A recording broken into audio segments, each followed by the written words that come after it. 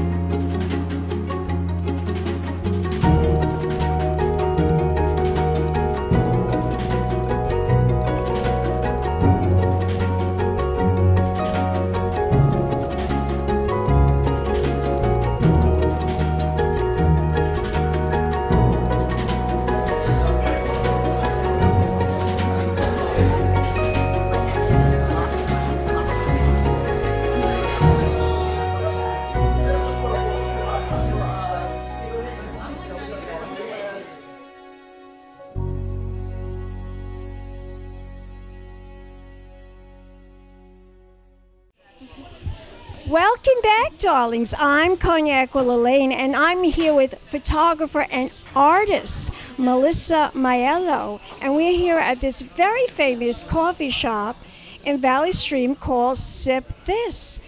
And Melissa's going to tell us about this event tonight and why she's here. Hi, I'm Melissa Maiello. I'm here because Sip This actually hosts a different artist each month in their coffee shop. It's a nice little gallery space, and I actually had to apply to be one of their featured artists. So I applied for the month. Yes, I applied in the spring, I believe, and then they book each month for the entire year. So every month is already booked with a different artist. I love this. I've never even heard of this, and I come from Long Island. I usually have to go to the Hamptons to go to an art show, or in Manhattan. But this is great to have a little photography and art show right here at this particular location, this venue. Now, tell my audience, how did you find out about displaying your art here? I think I found their social media, I believe on Instagram. I just kind of came across the coffee shop and saw that they did art displays. And I took a look at their website to see if there was a way to apply for one, and that's what I did. I applied directly online. I see. Now, tell us a little bit about your art and your photography. I understand it's mostly photography. That's what it looks like to me. But explain a little bit more about what we're seeing here this afternoon, this evening. What you're seeing right now is probably more photography than my artwork, but I am actually more of an artist.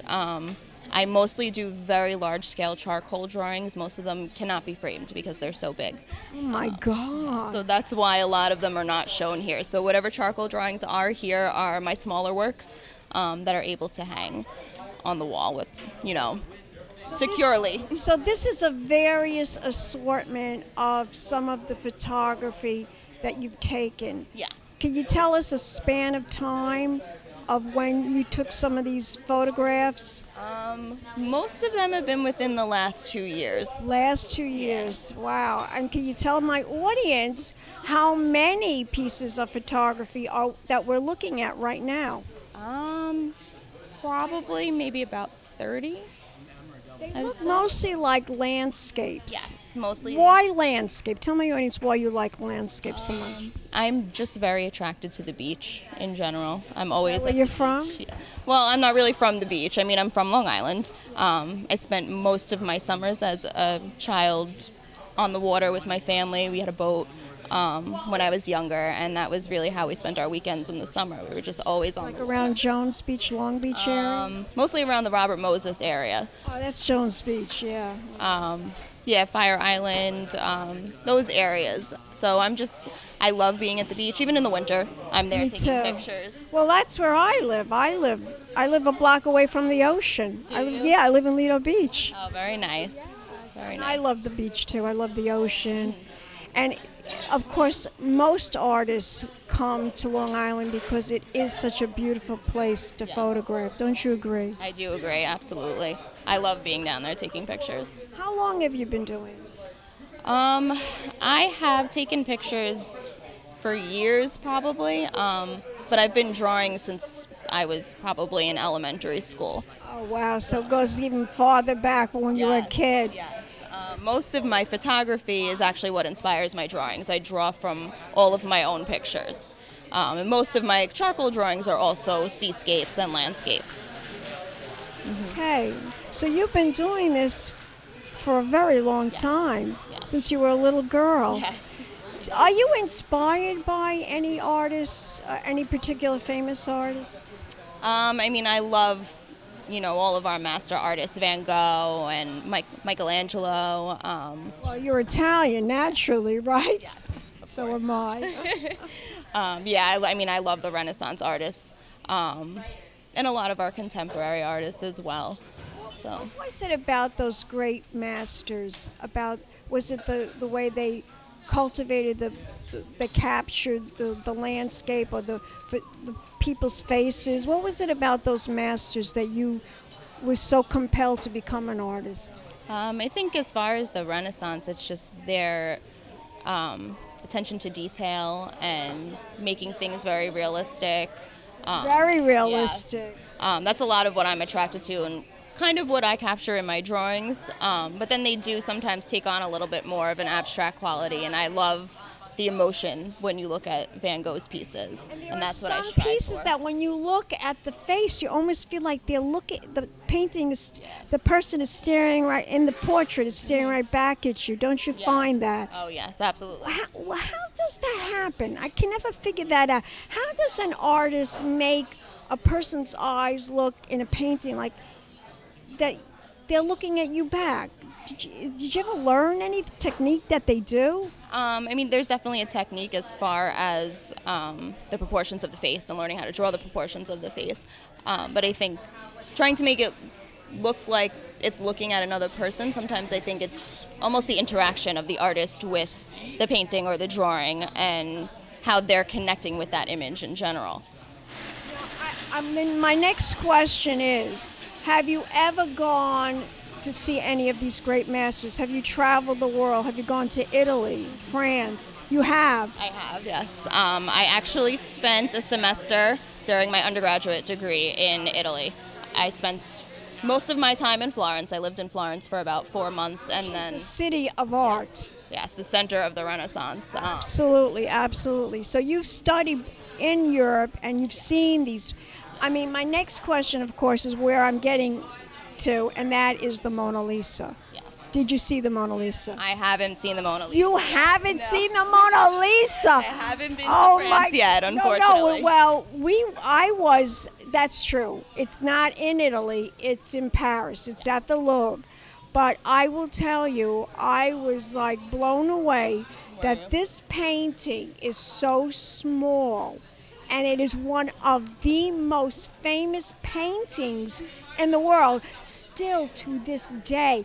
And when you look at the Mona Lisa, you think she's looking right back at you. Yes. And this is why I said this to you about capturing a portrait, a person's face and their eyes, and how he was able to get you to see this.